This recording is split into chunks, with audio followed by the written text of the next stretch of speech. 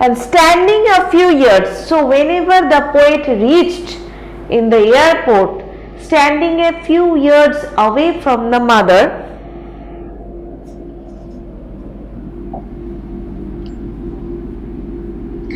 standing a few years away from the mother means I looked again at her, wan, pale. So whenever they reach the airport, that thing we see at the time of departure.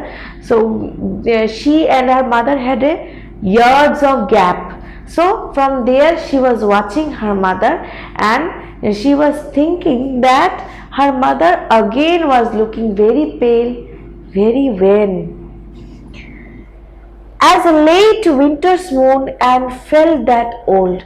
So winter, one season is mentioned here. One season is mentioned here. What is the season mentioned here? Winter. Okay. So in winter, what we see? Winter. What are the features of winter? It's a very pale. It's dry, withered. Winter means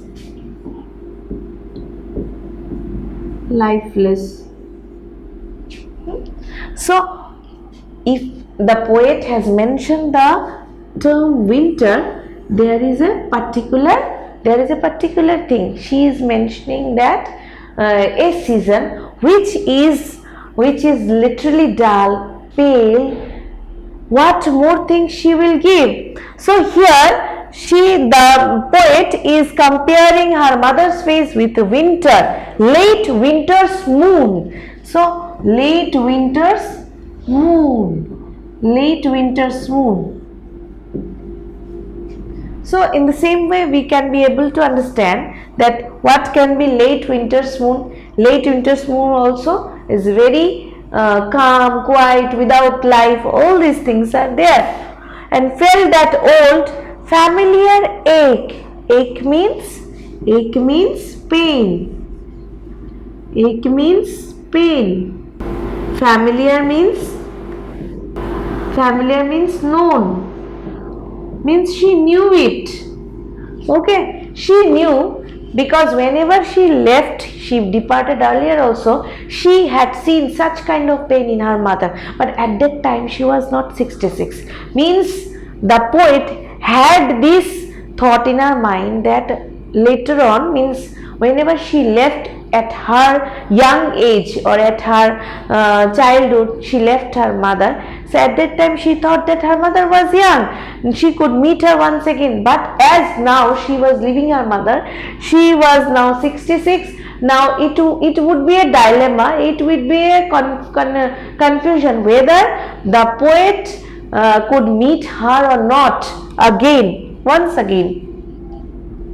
My childhood's fear. Now my childhood's fear, the poet is directly telling about her childhood fear. What was her childhood fear? Her childhood fear was to depart from her parents. The same fear was coming out again at this old age. If she lost in the childhood, the child may not understand that she or he may come again, may meet her. So this is the same fear again it was happening when her mother was old. But all I said was, see you soon, Amma. So under every cloud there is a silver lining. That is a proverb that we know, everyone. So here what is told? I said was, see you soon, Amma. So she again had the hope to visit her mother. All I did was smile and smile and smile. So what she did? She put a good impression, positive impression to her mother that she will come back again. Now some poetic devices. This is the end of this poem. So from this poem what we can understand? Here we can understand that the poet is telling about the mother's old age, the loss of her mother, if she return back home, if she does not get her mother, she was confused. but still she had a hope that whenever she will return back, she will again see her mother, she will again meet her mother. By which lines it is reflected? This line, see you soon, Amma. So the poet is telling that see you soon, Amma. She was telling like that and smiling. By the whenever a departure is smile, then the departure is very positive. So here we have read this poem. We have come to know that Kamala Das has written, the poet has written a story or has reflected the old age, how it can be represented for the children who are leaving their parents. Now always what we see means the things the poet uses. Okay, poetic device. What is called poetic device? Device, so we know device are machines. Suppose computer engineers uses devices such as monitor, USB, CPU, keypad. So like that, the poet also uses some devices which are words. Poets use poets device means the words only. So she has used some words which are used in the other way in the sentence. So first poetic device she has used simile. Simile means in a line whenever like or as is used for comparing two things, that is called simile. So in the line, suppose her face, one line is there, yes, this line, her face, yes, this line, her face Asian like that of a corpse, this line, from here to here, her face Asian like that of a corpse. Here you can see that she has used the word like. So comparing her mother's face with corpse. So simile is her face with corpse. Corpse, the meaning of corpse we know, corpse is a dead body. So her face is compared with corpse by the word like. This is called simile. Okay. Next part is when pale as a late winter's moon. So here also simile we found mother's face was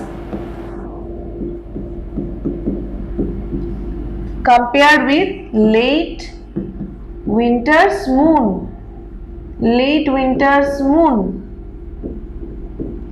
Okay, her mother's face was compared with late winter's moon. So these two lines have shown simile. Next is images and symbols. This is also a poetic device. Images and symbols. Okay. Now images and symbols she has used, means images and symbol means some images that she has used. Just let me say, trees sprinting, the merry children spilling. Okay, images and symbols she has used. The tree sprinting. Tree sprinting means tree sprinting, the merry children spilling. Both these are representing youth, life. Okay, so this is the images, these are the images and symbols he was using. Now next poetic device is repetition.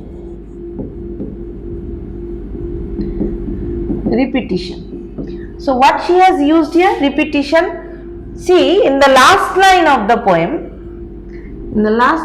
poem, you can see So smile, smile and smile. So by repeating the word, she has made it bold that if you live for a general purpose or if you live a particular purpose, you have to live positively always. You have to put the positive vibration to the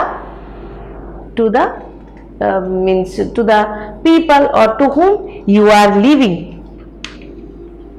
So here we have to end this class as the poem. I hope you have understood that what the poem is telling about. The poem is telling about the age-old mother who is lifeless on the one hand. On the other hand, the poem is telling about the youth, the happiness of the youth.